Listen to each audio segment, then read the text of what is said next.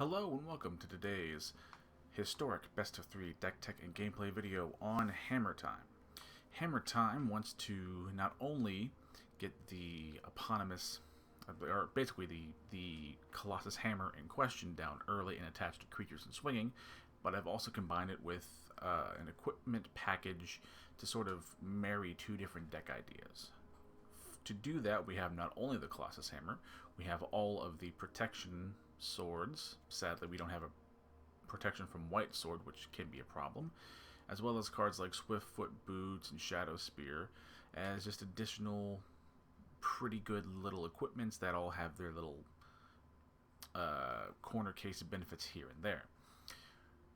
In addition to these, we have cards like Kellan the Fae-Blooded, Forge Anew, Kemba's Outfitter, and Sigarda's Aid to get our equipment down early, to equip them for free or at instant speed. Basically things to help pay off the equipment from their traditionally not that strong standpoint by generally overcoming or minimizing their downsides as much as we can.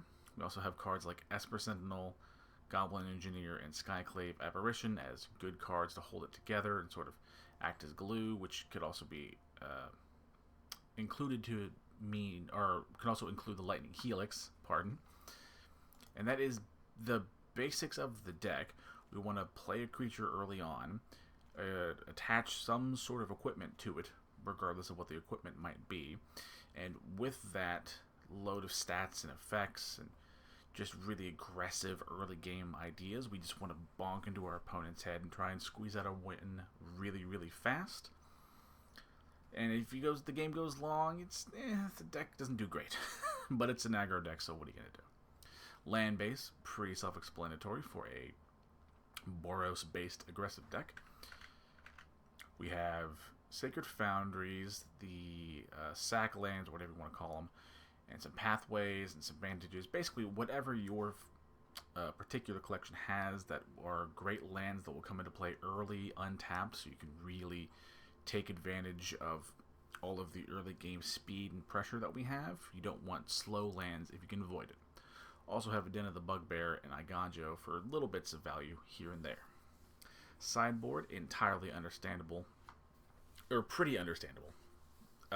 Silver bullet cards. Unlicensed hearse for graveyards, Rampaging Ferocidon for life gain, some Settle the Wreckages for opposing aggressive decks, so we can get it to act as like a one-sided sweeper, March of Otherworldly Lights, some removal, Destroy Evil removal, Abrade removal. We also have Chandra, Awakened Inferno, as a an option to bring it against control magic, or just if you have to go a little bit longer or you expect your opponent to try and control you out. Chandra's a nice little way to give the deck a little bit of an edge against those that it doesn't do that great against.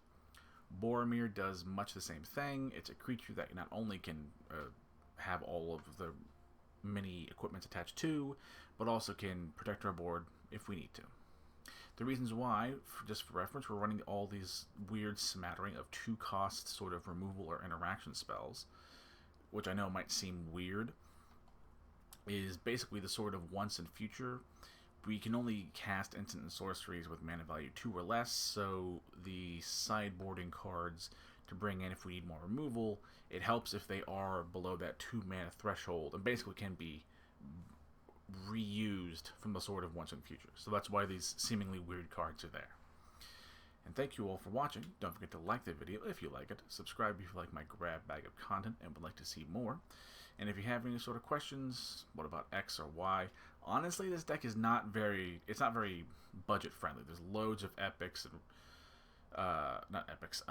rares and mythics, and yeah, honestly, it's really not a budget friendly list. It's just not.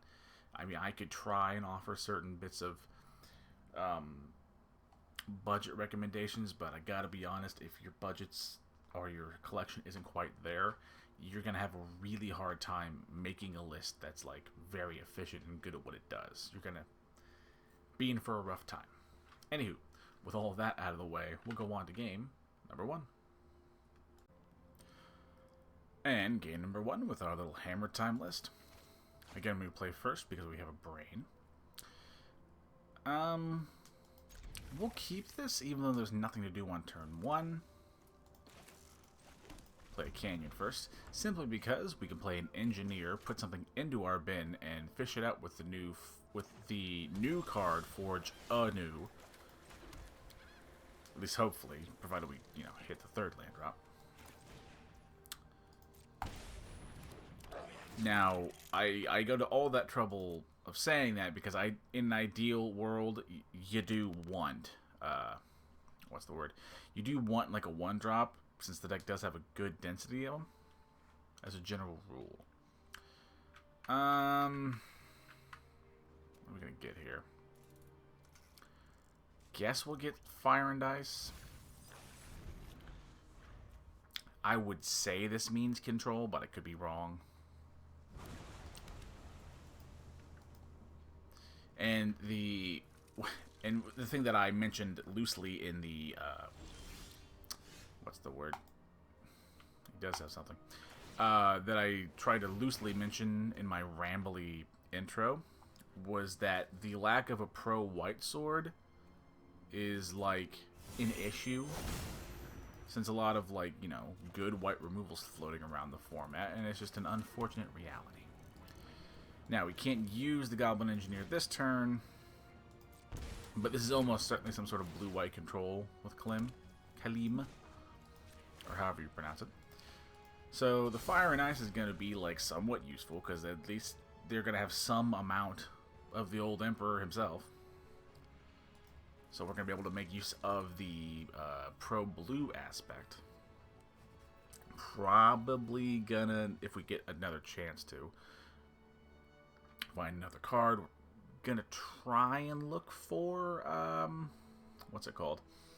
The Mithril Coat, just to give our creature indestructible. Since while the pro any given color, and even if we had a pro white sword, would be great, it doesn't do anything against sweepers, or a case of the black decks like your Liliana, Edict style sack effects also really do a lot of work. I don't know if I mind that. Yeah, I don't think I care about that. In that case, I'm going to play a Pathway on white. Now play Sword of Once in Future. Go and equip that. If nothing else, look for a land drop to get us to Fire and Ice. And Swiftfoot. That's pretty good. Yeah, we're happy with both those. If he shows 2 white opening, there's not always a option or a possibility of a Wandering Emperor, which would suck a lot. It has to be said. Does he have another soul part? Such a weird card. Yeah, he might have another one of these. Seems so weird. Non-permanent. I mean, okay, that's fine.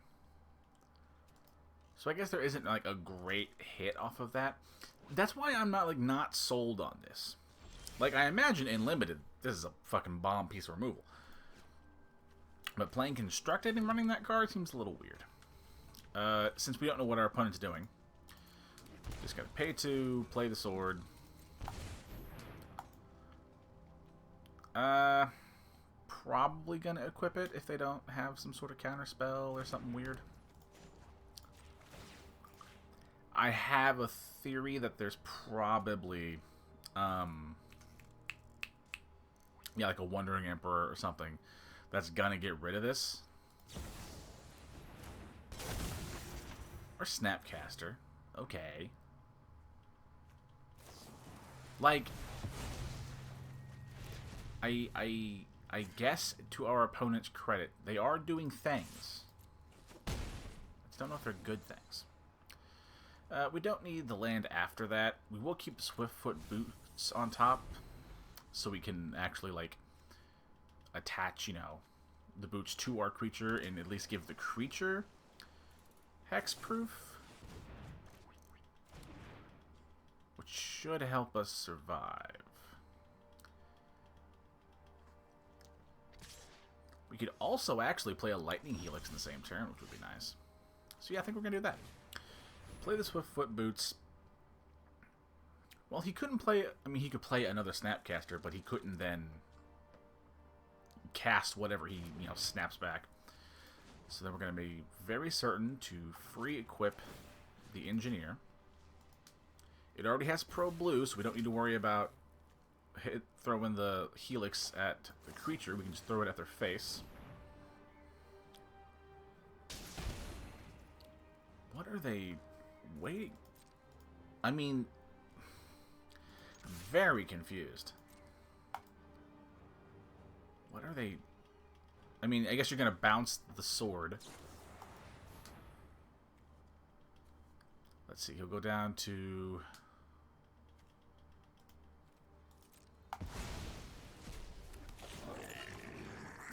That's kind of funny. Oh, it does come into play tap, doesn't it? Ah, hell. Okay. In that case, I can get the Mithril Coat for certain now. Since I'm, like, not totally convinced on this. He might chump block the Engineer, which we're kind of cool with. Well, hold on. Let's be responsible here. Go ahead and equip the boots now to the other Goblin Engineer.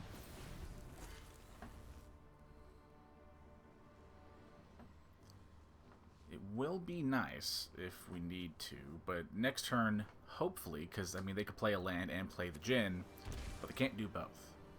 So our hope is we play the Fire and Ice next turn and just start chipping away at our opponent with a Pro Blue creature. Important to keep the boots on it, so yeah, I think we're just gonna... If our opponent has some sort of mana leak, well... Yeah, I'm just gonna accept the fact that they have some, like, Censor-style counterspell that we just hate our lives. There's no way in hell they let this resolve. They got a counterspell or something. But, like, what do you... What? What? You have another one? Because I still have Hexproof. That's such a roundabout way to get to the exact same spot. Like, cool, I guess. It resolves. And I guess this does... Okay, it gives him some... Okay. Get the fuck out of here. Okay. Okay. Go ahead and attack. So, okay, now that I've had a second to think about what our opponent did, and ignoring all my shit talking, the way they did it, while yes, very convoluted to summon the creature, it does give them more of the Emperors in their deck to sort of continue the loop. And I think I'm honestly just gonna just try again. Like if he gets it, he's got it. Huh. I mean, okay, I don't have an option. I gotta just be cool with that. I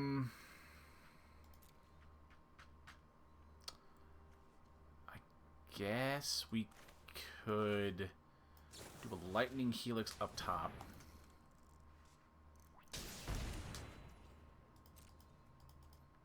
I mean, yeah, just, I guess, chip away a little bit. It's, like, not a very exciting play, granted. No, that's... Thank you, Gat. Always a good time. Yeah. Oh, we just die on crackback because I'm a fucking idiot. No, I don't. I'm not dead. But do I have him? I especially have him now. Even if he has, I guess, maybe like a swan song, but I'd be very surprised if he has that in his deck. But I think I've got him. I'm just going to Forge Anew back the Fire and Ice. I can equip it for free, targeting the Engineer. What am I...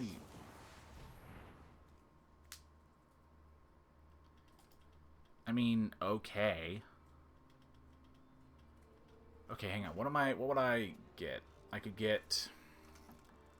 Let's see what we get. We're random creature card, right? So we're just, like, dead, aren't we? That really sucks. Because that, like, didn't need to go down like that. Get the fuck out of here. That... Hang on. I gotta figure out how I can squeeze 2 damage out of this. Playing 1, 2, 3... Sacrificing the boots, but I'd have to keep the boots in order to give the thing haste to begin with. That really, really sucks.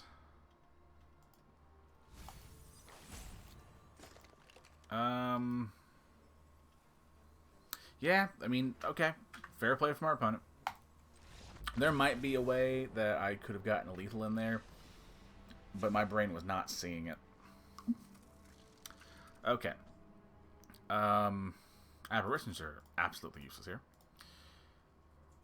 I guess we'll do a single Chandra, even though they did have, like, reprieves and stuff, and that's not, like, the greatest against that. 1 second. Okay, now we're back. I mean, honestly, it's kind of boring, but Boromir might be it. Hang on, what weird thing did I add back in? That I didn't want back in. Okay, come on, what snuck in here? Maybe it was just 2. Skyclave, that's what it was. Get out of here. There we go.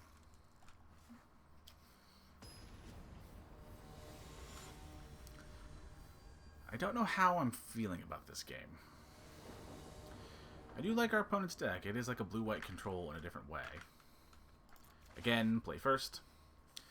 This is better. I have 1-drops and things to do. We'll take that. I think we'll do a Sacred Foundry, playing a Sigarda's Aid. I think any land in our deck lets us pop off for a buttload of damage next turn. Of course, we don't draw the fucking thing, which is appropriate. Don't worry, I'm going to attach it to itself. Rabbit Battery is a nice little bit of tech equipment, in that it is also a 1-drop if you need it to be, and can also give your thing haste. Almost certainly, there's no way in hell what I want to happen will happen. Now, I'm going to make him use it, because if he's got it, he has to work for it.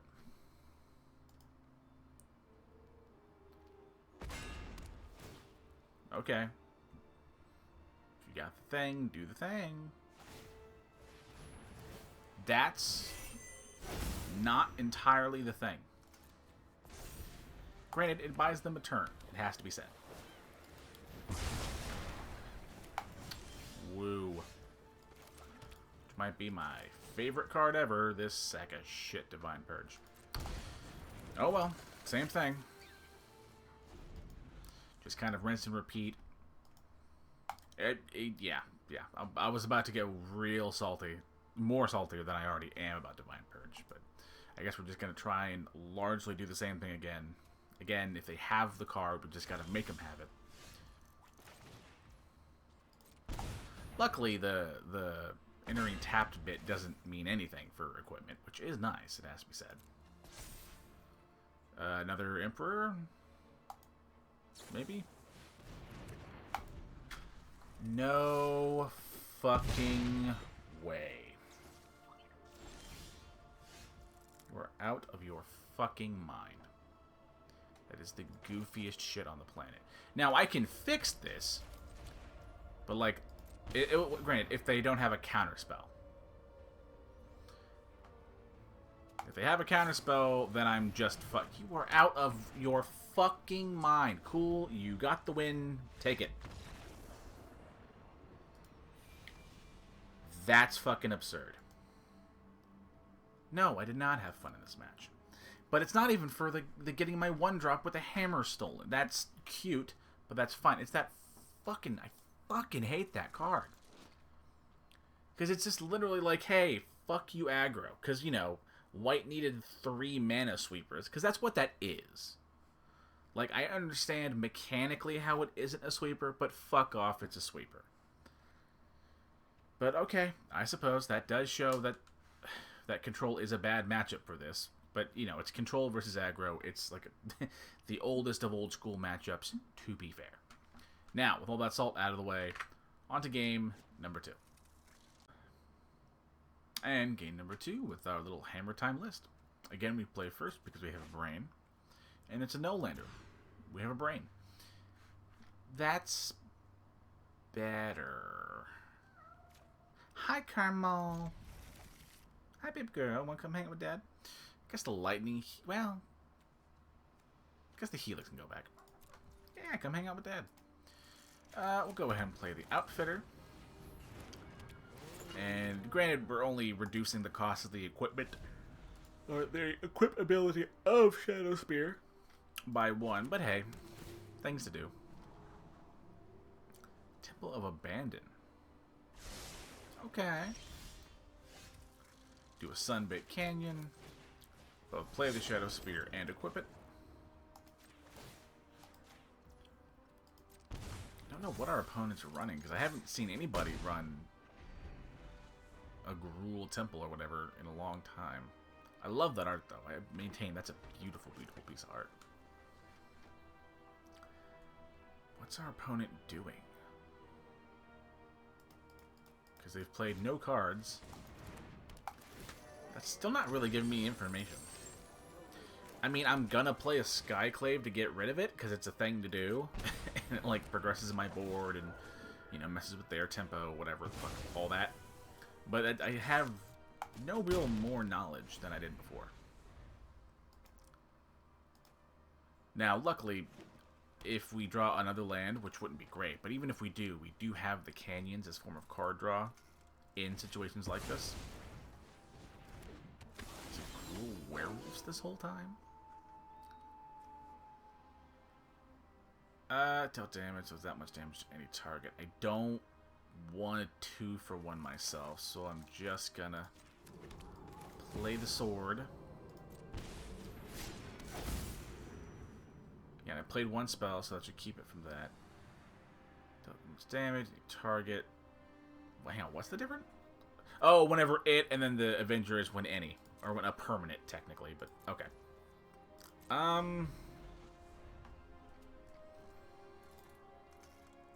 I might have needed to have equipped the Shadowspear to the Apparition, because I kind of want to keep it alive, and luckily we drew the card that hosts their deck, which is lovely.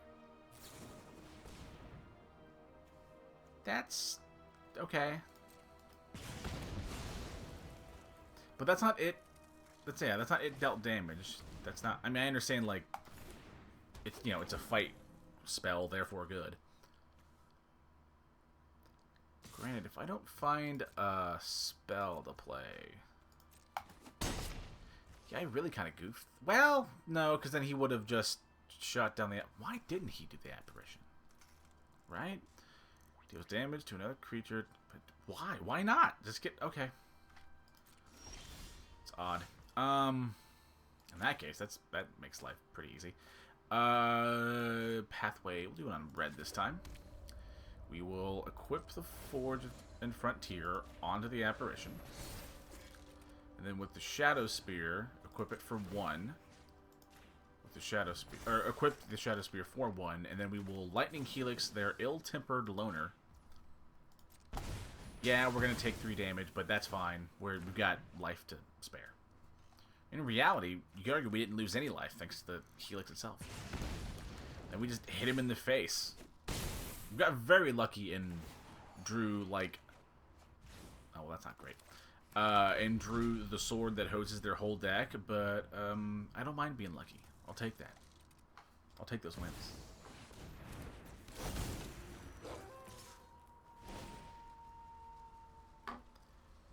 Volatile Arsonist. Creature. I mean...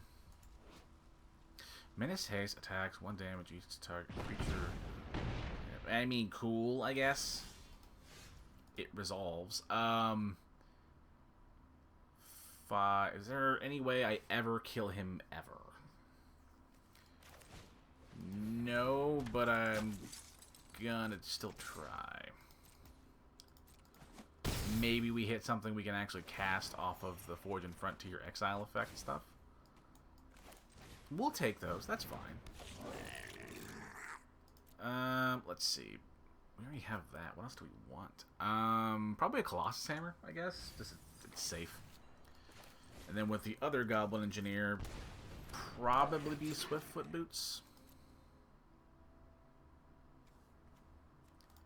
Come on. Nope. Click on the thing. There we go.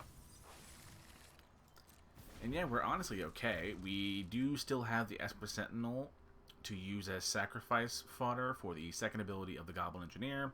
So if we need to, like, change out, you know, the Sentinel for any of the equipment in our graveyard, we do have and retain that option, which is lovely. I'm thinking that we're probably going to bring in Abrades.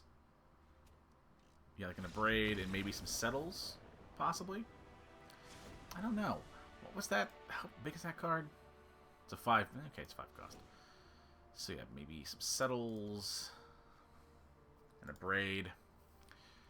The Mithril Coat is cute. Forge Anew and the third copy of Kellan's a little too cute for not wanting to die. Actually, what am I doing? No, not a Braid. Dummy. Fateful Absence. That's way better. Oh, pretty good. Body and Mind might... Well, no, that's the green part. That's pretty good. Fire and Ice is good from red. Forge and Frontiers, both. Once in future... It's honestly a pretty good spot. Probably an Esper Sentinel, maybe for like another Fateful Absence. Try and do what we can to still, like, maintain the role as the aggressor, but do have some sort of interaction so we don't just buckle immediately.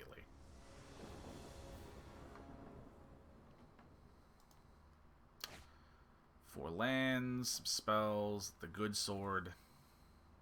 Okay, we'll keep that. Again, no, like, things to play on turn 1, but we got a sideboard card and, like, the nut sword here in this instance, being, like, the thing, you know, that hosts their whole deck again. Now, I guess they could have... Pardon the yawn. I guess they could have some form of, like, artifact removal, which would be a smart thing for them to bring in, given what their deck is. $1 million question. Probably shouldn't Lightning Helix the Llanowar Elf. I probably want to Helix whatever they play. Yeah, we're still not drawing anything useful, which is not great. So in that case, we're definitely going to just sit here and hold. If we can kill whatever he plays next turn with the Helix, we will. Otherwise, we can do the Absence. That qualifies. Get that out of here. I mean, that's nice. I am gonna, in that case, so I can keep it on day and generally keep the power of his werewolves down, I'm just gonna play the Forge and Frontier now. He could have that, what's that? That human flips into a werewolf, destroys, something like, got like him disarming traps in the art or some shit. Sorry? Target wolf or wolf you control fights one thing you don't. Maybe cast the next wolf or werewolf. Then it... Okay. I mean...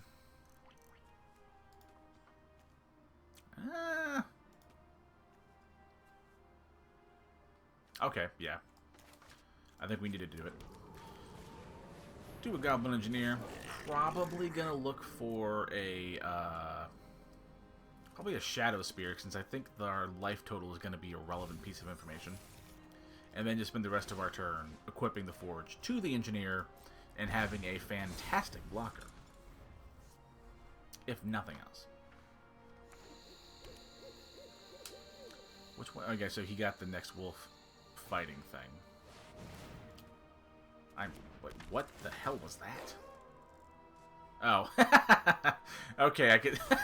I've never seen that before. Okay, I'm happy. That's pretty cool. I like that. That's fucking hilarious. Okay, in that case, we're just gonna Fateful Absence the big boy. What does that do? Creature enters the battlefield or transforms into its other side. Target creature gets 4/4, beginning of each upkeep, no spells per cast. Although good, the old school transform, which is even more of a pain to track. Whenever this creature transforms into this, have it fight. I mean, that's fine.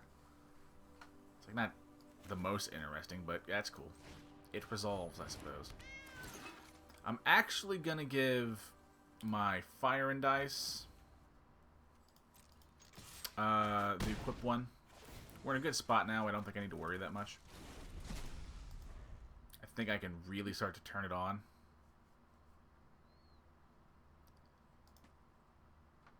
Seeing how we don't even necessarily have to play anything next turn. We can just keep a Settle the Wreckage open.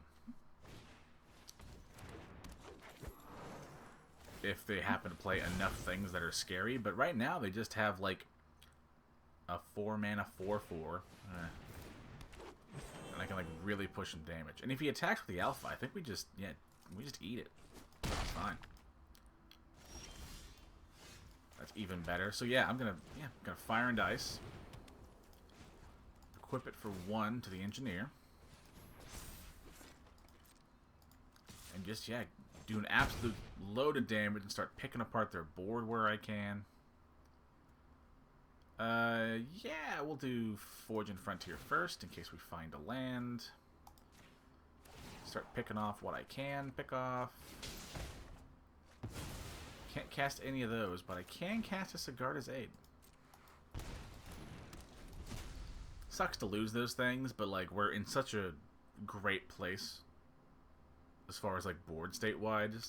We don't mind, you know, losing some cards to the Forge and Frontier ability. Now we will start jumping with the Kemba's Outfitter if we need to. Alright, opponent, what are we doing?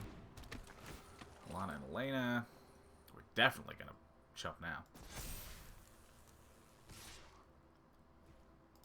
All day long we chump. Not that bad. And yeah, I think I just continue the game plan, honestly.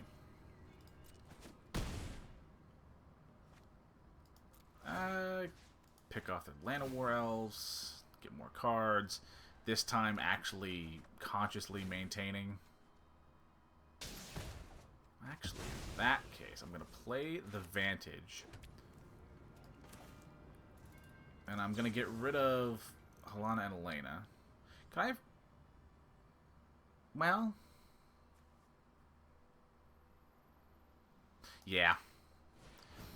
I know now that I could have, in theory, played my cards in a way that I could have killed him, but I maintain that in that moment, working with the information and cards that I knew I had at that moment, I made the right call. I just could have technically gotten lethal if I had drawn exactly what I had drawn. But that's like seeing some future, like seeing the future shit, which is not a healthy way to like look at it. So yes, I technically missed lethal. But I maintain that my decision was the correct thing to do. Oh my god. You know, I got all scared for a second, but I don't think I care. Then I'm just gonna, like, do this and, like, make them feel bad about themselves. I see they also got that really cool-looking sleeve like I did. The Beast sleeve, whatever the hell it's called. And now I know I have lethal, so we're just gonna point everything face. Or the Fire and Dice face, not everything. First, don't gotta be in this. Yeah. Interesting from our opponent, but like I don't think that. I guess you could call that like a mid-rangey werewolfy deck, I guess. Which is interesting. I just don't know if that's where like wolves and werewolves like strength lies as a tribe. Like, he had some cards that would be considered like, you know, some okay top end cards. Admittedly, the Blood Rage Alpha is like, I wish that was good. Like, I really do. But like, it's useful once, and then it's just like it passes the vanilla test, and that's it. Like, it's a fine card. Unless you really love wolves and werewolves, and you are like what our opponent is doing, and you love the tribe, and that's what you want to play, that's fine. But if you were like thinking about this card, if you were to ask me, I would say save your wild card. I don't think that card is worth a rare. And let's be honest, alchemy releases are they're fucking awful at like deciding rarity, but I know why they're doing it. They're trying to suck up wild cards out of the economy and out of player stores so they like can encourage you to spend money. So I understand what's happening. Anywho, thank you all for this weird bit of video. I apologize earlier about, one, my salt in the first game, and two, the sort of rambly nature of the intro. But I had tripped over my words for like 2 of the intros that you won't see that I got cut out. So I was just like, I gotta do it and just be happy with whatever happens. So that's why that first, the deck tech sounds like so weird. Even though I've spent the last couple of weeks with this deck testing, I promise in my head it was way more succinct. But anywho, thank you all for watching. Don't forget to like the video if you like it. Subscribe if you like my content and would like to see more in the future. And if you have any sort of questions, you know, what about X over Y, say for substitutions, even though I touched on that in the deck tech and I remember that part, and I maintain that point from earlier, that this deck it's not budget friendly. It's really not. It's so just packed to the fucking gills with rares and mythics that I just happen to own because I like play a fuckload of Magic, and like I do, you know, I make these videos as a weekend, you know, hobby thing, and I don't mind spending a little bit of money. So yeah, if you're like on the fence and you're like a little concerned about burning all your wild cards, then like there are other lists that you can go to, because this thing it's not budget friendly. It's just not. So yeah, thank you all for watching. I'll see you in the next video, and stay warm out there because it's getting cold. Bye-bye.